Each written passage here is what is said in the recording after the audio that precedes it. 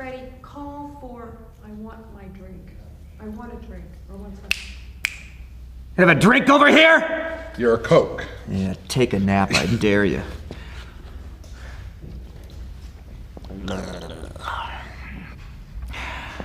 Are you ever nice?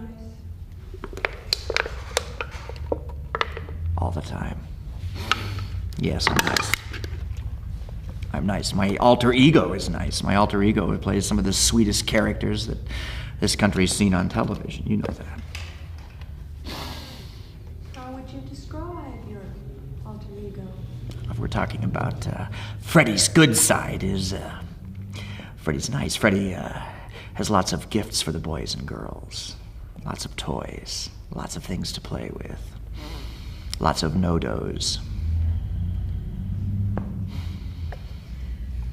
What is it that puts you in the Freddie character? Is it as the makeup takes over? Exactly. Nail on the head. When I first read for the role, and when I first prepared for the role, I knew I had to live up to the makeup and the framework of the story. But that the consolidating of that work became very quick and apparent to me. I would just simply watch the mirror. You know, this takes 3.5 hours, 4 hours sometimes, depending upon if the hand is made up or the shoulders. So I would just sit there and deal with a little bit of the aggravation and pain or the heat and watch the mirror and kid around with my makeup man. And by the time it's done, I'm pretty ornery. You know, I'm pretty itchy and pretty hot. And I just sort of used that. Worked years ago with Jeff Bridges, and I've never seen an actor master the simmer better, keeping that energy close to the surface for 8, 10, 12, 14 hours. And I use the aggravation of the makeup to recall Freddie, keep him there underneath. Plus, the wardrobe I wear and stuff is befouled with grease and stuff. And this is not an acting trick. This just sort of happened to make it look as foul as they wanted it. And I use that too. I mean, when you're greasy and foul and wearing itchy wool under the lights, boy, you can call up on that stuff pretty quick. Can I go back and ask it another way? And I'm wondering, is when you get to the point where Freddie takes over your vision, there is no one else that you're facing except Freddie. What feelings go through you, the human feelings? Do you say goodbye to your other self? The tricks I use. I've always worked with young, attractive actors in the Nightmare films. So the tricks is my own envy as a slightly older actor, an actor who's not a youth film actor any longer. And I simply can use that. I can use their beauty alone. And an envy for that, or the fact that I'm not a kid anymore. That's an actor trick that I use. When I lose the control, part of that is simply that I know I can, quote, act in this part. Whether it's operatic or however broad it needs to be to live up to the makeup. And once you start letting that kind of energy course through you, you're there. I mean, I'm full of that heat and that anger. It's those what is sluice the right word? Those floodgates are open and those juices are flowing. And I just don't worry about the governor anymore that I would be worried about as a film actor with my own face. I don't have to use that value judgment. So I have that extra bit of lack of concentration that I don't have to give to that, and I can just sort of flow, you know, with those emotions a little more, because I don't have to be I don't have to have that governor on my own vanity. Is this my good side? Is this my bad side? Am I using my face too much? I don't have to worry about that because I'm animating this makeup. Is the makeup itself I know it's a long process. Is it an uncomfortable process? Only if they've lied to me. Only if they've told me, you know, or 3 or 4 in the morning and they say, tomorrow's your day off, you know, we don't need you tomorrow, and I tear it off. And then some AD comes in skulking, you know, and I can tell he's brought me too much food or he's being too nice, and they say, Robert, you know, we screwed up. They need you in at dawn tomorrow. And I've just torn the makeup off, which I'm not supposed to do, but many times that's the only goal I have at the end of a 14 or 15 hour day under this stuff. And I'll tear it off because I know I have a whole day to heal. And I have to come back in 5-6 hours and put it all back on, so I'm putting the glue on raw skin then. And that's bad, and I'm upset then. And those days I'm particularly ornery. Yeah. And that's happened a lot. That happened a lot on part 2. That must be you at your best. Is it deep down a wonderful feeling to be so bad? Yeah, it is. I think any actor would tell you this. I don't think it's just me, just Freddie. But anybody that would tell you this, and get a couple of beers in most actors, and they'd cop to wanting to have the restraints removed that you have when you're playing in a style like this, or in a makeup like this, or in a genre like this. And you can kick out the jams, as we used to say in the 60s. You can really push some limits that you want to do. I get to work with fire. I get to work with nubile teenage girls in Jeopardy. I get to work with stuntmen that make me look superhuman. I could pick up guys by their throat and pitch them across the room. And you dance it a little bit, and that's fun. It's wonderful to do. And when you're doing that, you also tend to explore some evil in your own soul, in your own dark side. And there's a richness there. There's a richness. Wes explores this in his writing, Wes Craven. And I get to explore it a little bit in some of the lasciviousness when I work with the others.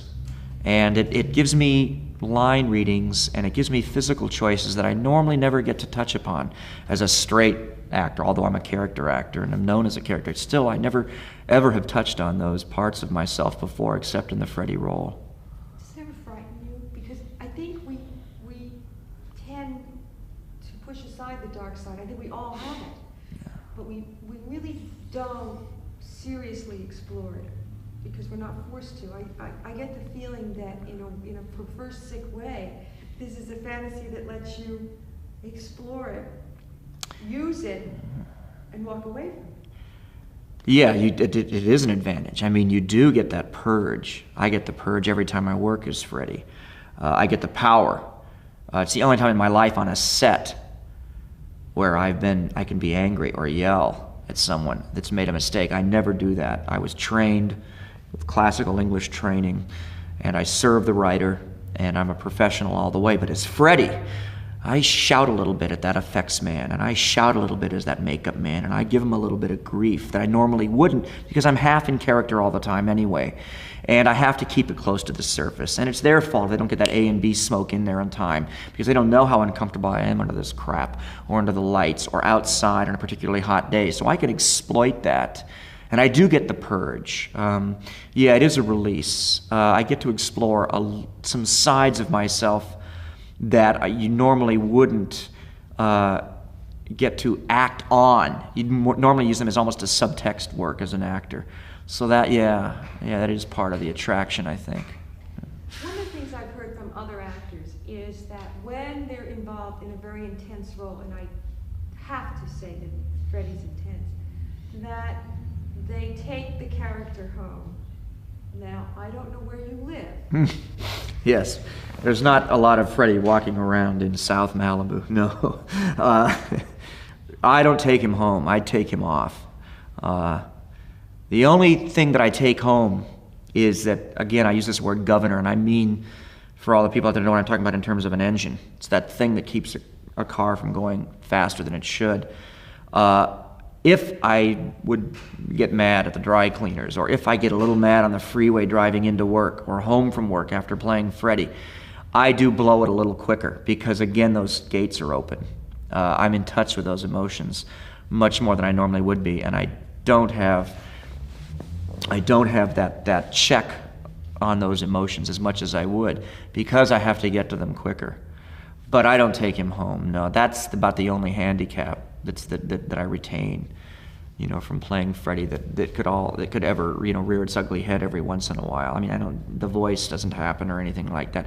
It's just that potential to that size of anger, that size that I have to, that size that I have to live up to because of the show, because of the style of the show.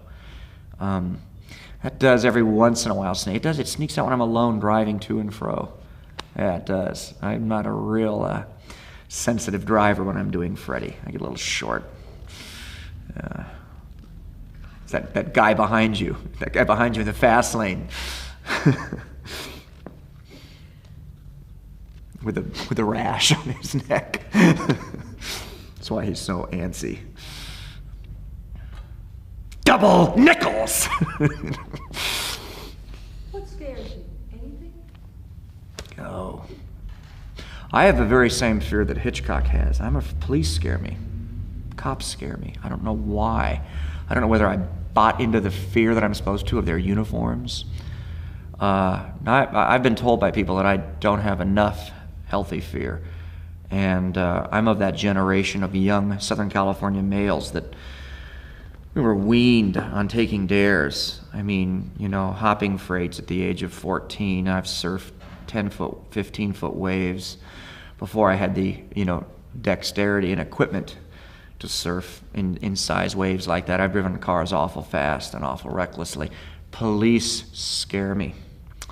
Police scare me. Death doesn't frighten me. The thought of old age, I look forward to in many respects.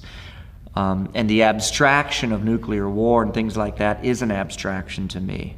I tend to see, even on my worst days, so much about life that I do like, that the abstracted fear of that, those things, which are very real, don't get me wrong, but they don't really get through to Robert, no, not to me. But something about police, maybe police and math homework are the only two things that have ever frightened me in my life. Yeah. Do you have any idea when you did the first Nightmare that this is going to take off? I mean, you are absolutely a cult now. No, I'd be lying in my socks if I told you I thought this was going to be the hit it is. I'm good friends with Mark Hamill, and Mark Hamill knew that Star Wars was going to be a phenomenon. Mark was on my couch rooming with my girlfriend and I up in Laurel Canyon then, and Mark knew, but he knew because he was a science fiction fan himself and had grown up with published letters to Famous Monsters and all of the sci-fi fan magazines, and he knew. And his agent had got him involved with this show, 8 is Enough, and he wanted to get out of it. He knew this movie was going to be huge. But he was the only, I don't even think Lucas knew. I think Mark was the only person that knew then that was going to be a hit. And I learned a little bit from that because I started to get a sense that this thing was going to take off because I had a character taking off on a television series I was doing then called V. And I was doing personal appearances at a major science fiction convention in Manhattan. And I'd done several already where I'd signed literally 3,500 autographs. I signed autographs in Sacramento one evening. People waited in the rain for 4 hours to sign my autograph. And this has never happened to me before. This was for V. And I'm in New York doing a similar thing. And at the end of the line, these sort of mothering science fiction fans that loved my little E.T. character changed and they mutated. And I saw this phalanx of heavy metal, sort of Ramones, punk rock, skateboard heavy metal guys in line with their AC/DC t-shirts and their dog collars. And they were all there with their girlfriends and posters, photographs of Freddy I'd never seen, bootlegged out of stills from the original Nightmare film. And they'd waited for the entire V contingent and science fiction contingent to leave this convention. They'd been waiting out on Madison and 47th Street for hours, and I said to myself, this has to tell me something. Something's going on here, And this is like before even the first grosses had hit. And then I did a similar thing in Philadelphia, and I went to get like something from the neighborhood pharmacy, and there's a mall in Philadelphia, and I was mobbed. I was chased by hundreds and hundreds of black teenagers down the streets of Philadelphia. And they recognized Freddy. I was out of Freddy drag, and they'd chased me. They'd seen a National Enquirer blip, or they'd put it together 2 and 2 is 4 from the other show. And I was a bit frightened. This had never happened to me quite like that. And they had taken the sense of humor of Freddy. They were the black audiences picked up on the sense of humor first. They had their tongue in their cheek first. They loved it. Let's see, did I ask you if you liked him? If I liked Freddy? Well, I like him. It's hard to separate Robert and the character, and liking the character, liking what the character's done for me in terms of career. But I was trained, again, I'm repeating myself, but I was trained by the English, and one of the best pieces of advice I had, I was doing Iago. And they said, you know, a bad guy never knows he's a bad guy. Iago doesn't think he's the bad guy, you know. And Freddy doesn't think he's the bad guy. Freddy's got a beef. You know, these parents scarred me. You know, this is his beef. And I'm going to get their kids for that. You know, I got off fair and square. Those lawyers got me off, and Freddy's got this legit beef.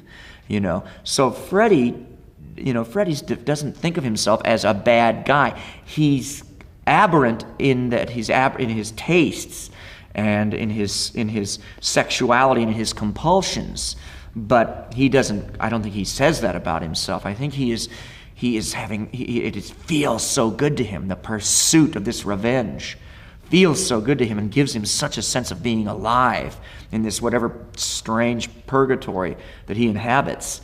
You know, that he's just having a ball out there. And this is what the audience recognizes. It's this glee, this love of the chase, this cat and mouse that Freddy has. It's that same fascination that people have with watching a snake eat a pig, or those things that, you know, kids have in their rooms in science class, or they feed small rodents with other animals, or they feed small rodents to other animals, or whatever, you know, the sequence is there. And it's that thing that Freddy does Freddy purges an anger that we all feel on the freeway, or that we all feel in the checkout line. And I think that that's one of the common denominators that everybody hooks into to him. You know, Freddy's always just, it's like James Cagney putting that grapefruit in that woman's face. So Freddy's doing that to all those people that we wish we could do that to. That overweight suburban couple that's keeping up with the Joneses, you know, or those little trendy rich kids that we all want to hate down deep, that Freddy's punishing. You know, I think people kind of get off on that a little bit, identify there a little bit, just like the guy that we want to honk at.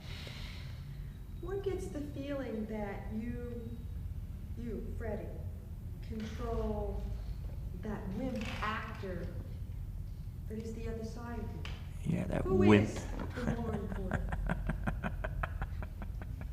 That punk, that weasel Robert Englund. I have to roust that sucker out of bed every morning to get him to put me on. Yeah. In all fairness, he does take over. Robert's in control about halfway through the makeup. And then something happens. And it's something happens. I'm looking in the mirror and I don't see Robert anymore. It's Freddy looking back. And Freddy's sense of humor takes over. And the voice settles back in the throat.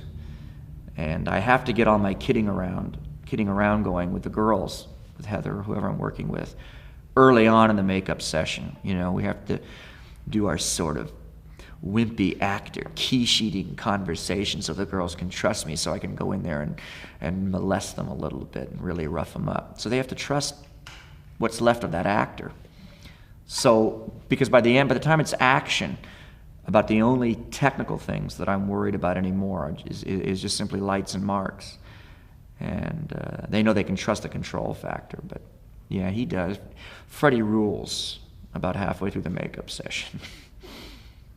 I got to see you work for a few minutes today, and I really felt that Robert was totally gone. I mean, I don't know if you put him in a box someplace, but even off camera, you were Freddy. I mean, every movement, everything. There was no Robert.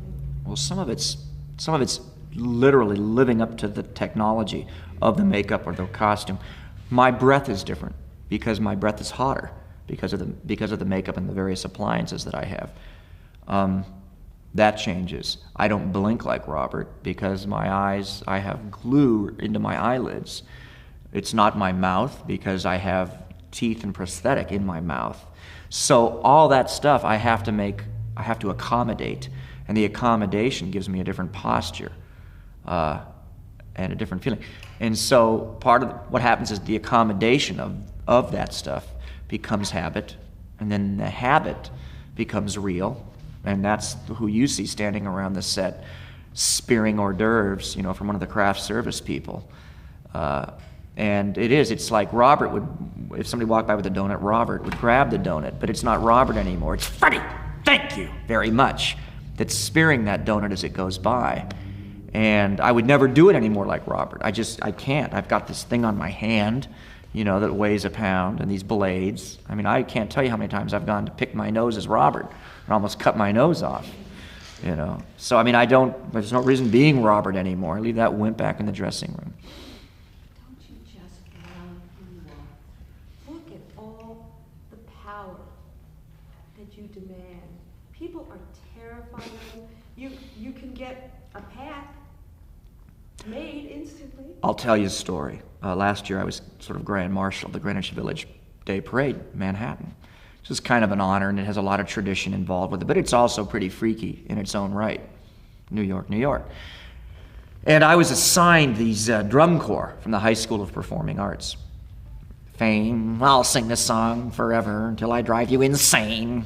Excuse me, not one of my faves. Get those little Fame girls if I can when they take a nap. Anyway, Freddie's there, Grand Marshal of the parade. I wore a trench coat, signature fashion statement of the Flasher in New York, which I thought was appropriate, and I was also freezing my off. The drum beat was a funeral dirge, like a New Orleans funeral dirge. Brum, bum, bum. So we had this pace going, and we had this trench coat. We had the full Freddie makeup. And I saw the Freddie fans cheering me. And I worked with a Sun Gun, which is a minicam light. And the minicam guy was walking backwards, and that illuminated me in a rather harsh, uncomplimentary, as if Freddie needed a complimentary light. I walked winding through all the wonderful streets, narrow cobblestone streets of the West Village. And I started to see women my age, mothers, in their Eddie Bauer vests and their down vests and their Barbra Streisand curly hair, very liberal and content. And they were looking at this dreadful child killer who was the guest of honor at their wonderful little wimpy West Village liberal dunk for apples traditional parade. And I was taking it over, and I was turning it into street theater and performance art. And I looked over, and their gorgeous young punk rock daughter standing next to them looked up to me and went, "Yo, Freddie, I'll die for you." And I thought, vindicated as an artist, as a ghoul, as a monster, as a man, and yet I'm the contemporary of their mothers. They don't know that. But it was terrific. I had girls breaking the line with their Lydia Lunch death rock makeup on, whispering in my latex ear, "Freddie, I'll die for you," with lines from the first movie. And it was a real strange experience for me. It was completely performance art. I was using all the experiences I had as a stage actor and playing it. I turned off after a while because it was getting out of hand. People were now breaking the police barriers and stuff. So we cut off just before Christopher Street. The entire parade followed Freddy Krueger, left the route of the parade and followed us. We had to run for the limo. Guys were stomped and trampled. Their drums were, the guys in the performing arts were mobbed and trampled. Those guys all had dates for 6 months, they told me later, just for being Freddy's drummers.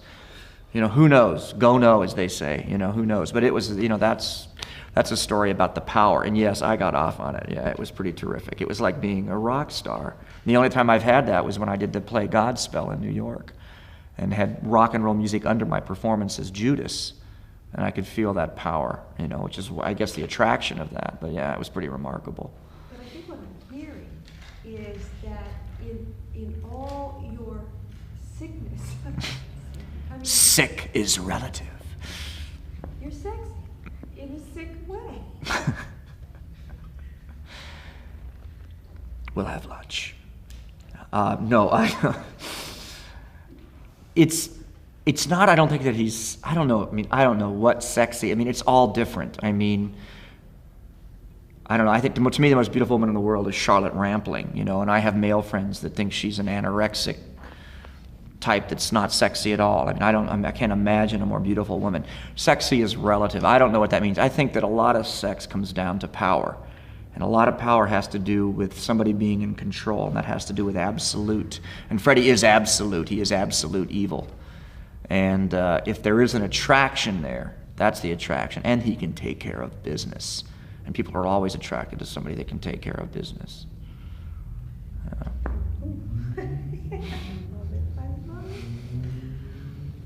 Do you ever have nightmares? You cause nightmares.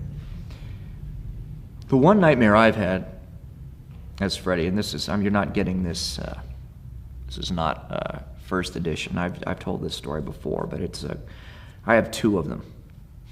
One of them I used years ago, and I was debating about trying to get out of the draft or not, and I wound up getting out because I have arthritis in my right wrist from falling down on ice so much back east when I was working in the theater. But I used to have a recurring nightmare, whichever woman that I was infatuated with, or whichever girl I loved, and it was the strangest dream in the world. And I know it has lots of weird implications. I'm probably going to get letters about this, but I was always like a hero, and then I would be mortally wounded. This is real mythology and Bullfinch's mythology and classic Arthurian stuff. But I would never be consummated, and I would sort of like die in her arms with one strand of blood coming out of the corner of my mouth. Very romantic. I don't know whether I'd seen an old Robert Wagner movie, and that's where I got the image from, or what, Prince Valiant or something. But I had that dream from the time I was literally 6 years old until I was 20 years old. Recurring dream. It was like counting sheep for me. It's how I would get to dream. Whichever girl I had a crush on, being a little small kid in junior high school, the pretty girl in my class, the Cheryl Tiegs girls that all were sitting all around me when I was in the 10th grade in high school, that I coveted, whatever. Recurring in a strange dream, and whoever the foe changed always. As a child, it was the Cold War. I can remember literally once saving all the pretty girl that I used to play handball with in the 4th grade from communists that I'd seen in Port Chop Hill or something raiding the thing. But it was a nightmare. It was strange and exaggerated, and I can remember the images to this very day. Cut to Nightmare 1. Sleeping in my honey wagon on Santa Monica Boulevard, in the worst part of Hollywood. We're doing a lock-off shot for effects with Heather and I. And it's the hour of the wolf. It's that hour before dawn where everything's strange and the bugs aren't even awake, and it's just strange. They have, again, those little first assistant directors have scheduled it wrong. And they've kept me there too long, and I've gone back to the honey wagon in full Freddy makeup and drag to try to catch some, 40 winks. And I've gone to sleep. My girlfriend's come to pick me up to drive me home, tear the makeup off at home. Been working for days. We're cuddling on the single thin cot. You couldn't do anything but cuddle on this thing in the dressing room. Hour of the wolf, that weird twilight. It's funnier than twilight before dusk. It's a different color. It's bluer. I pass out. She's out. And bang, bang, bang, the first assistant director knocks on the door of the honey wagon, and I bolt up. Well, if you know how a honey wagon is architecturally, as I sit up, I'm facing a mirror, the makeup mirror. And who sits up into frame with me looking back at me? But Freddy. And I've completely forgotten that I'm in the makeup. And I've got that funny breath you have in the morning mouth, whatever you want to call it. And I'm not quite conscious, and I've heard this strange metallic banging on this funny door of this trailer that I'm in, and I've been sleeping funny in my body. And I was in a state for almost a minute, putting two and two together. I had been dreaming about the performance. I'd been dreaming about the work. Where was Robert? There was Freddy, sitting up and seeing the move of him sitting up, rolling into my frame, as it were.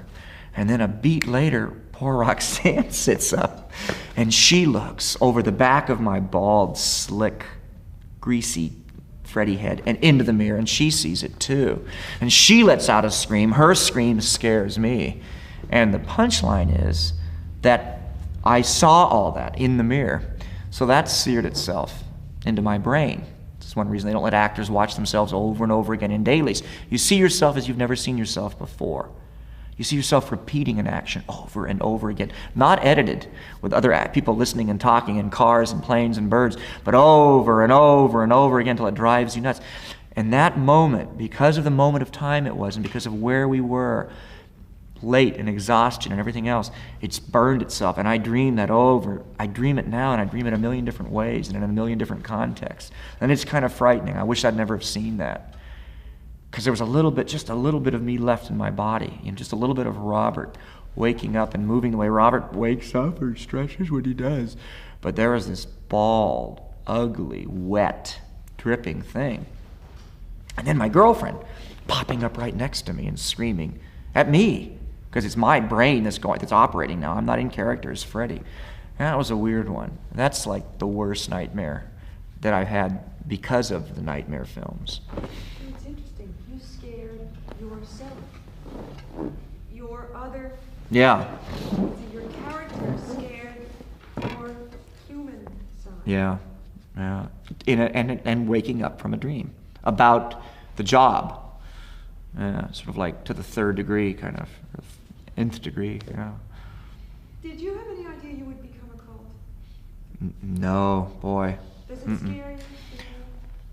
No, because the ice was broken for me with years and years and years of signing different kinds of autographs for different kinds of fans, from without tooting my own horn, a versatile body of work, different kinds of movies. My TV movies are like all what's known as prestige TV movies, so I have different kinds of fans over the years. Then V came along, and I was very widely accepted in that character. So that opened the door to me to reams of fan letters, things like that. So I was accustomed to that.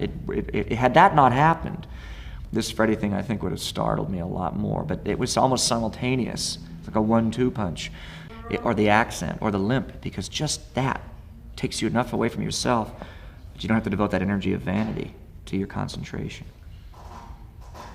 Let's do the regrets in Freddy character, please. Mr. Krueger regrets. Mr. Krueger regrets he didn't slice the throat of John Saxon, that cop father in part 1 of Nightmare on Elm Street, because I think he's still breathing down my rather scarred and worn neck. Mr. Krueger regrets that he didn't kill Hope Lang in part 2, and that spoiled, bubble-headed suburban family headed by that wimp Clu Gulager. Mr. Krueger regrets and looks forward to not finishing the job on young, lithe Heather Langenkamp, alias Nancy. Those are my regrets.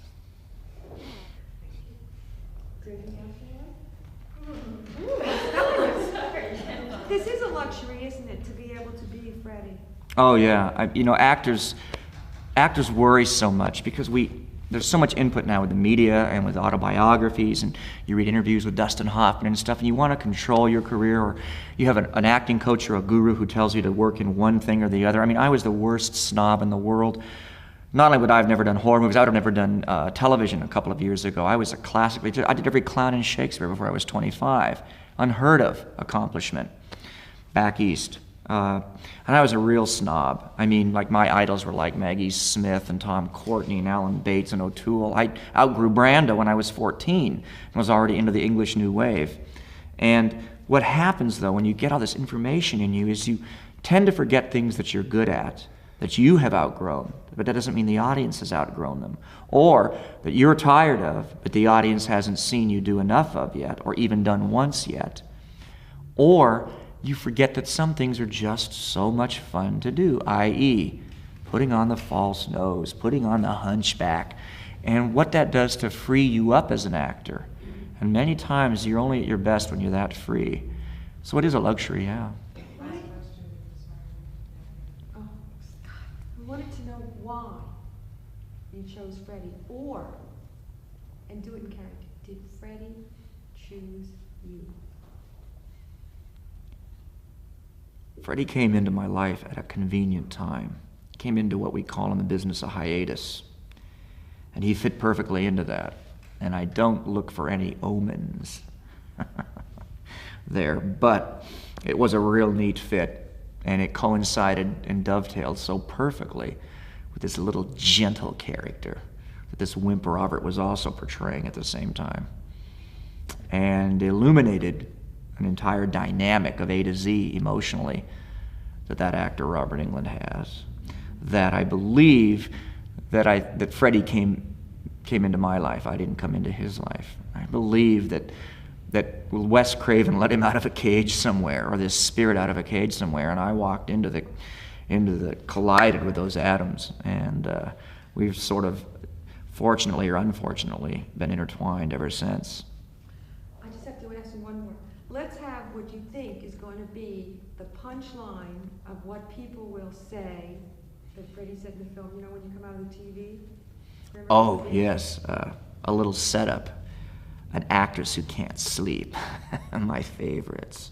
Is going through cold turkey Folgers crystals in the day room of the therapy center where the little wimp has to go for her therapy.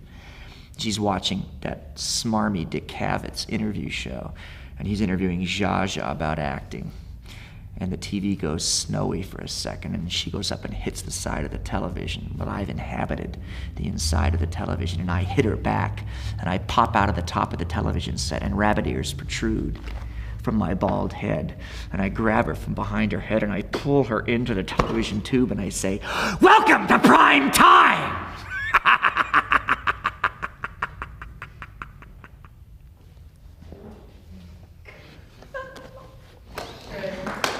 I am in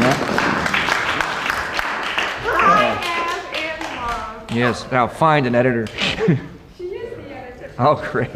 You have